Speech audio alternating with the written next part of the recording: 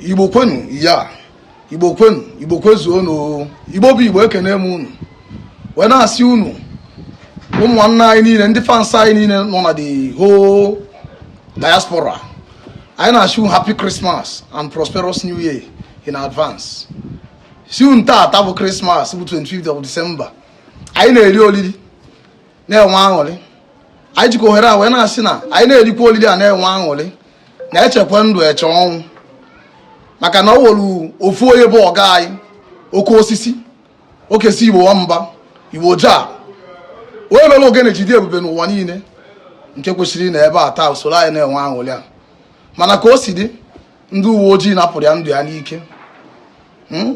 anyị sị na akwa ka dịkwa anyị n'obi ha ka ụka ndụ aka ọnwụ maka na eburu ozu onye ọzọ dịka ebu ukwu nkụ si unu biko ndị fans anyị niile nọ n'ụwa niile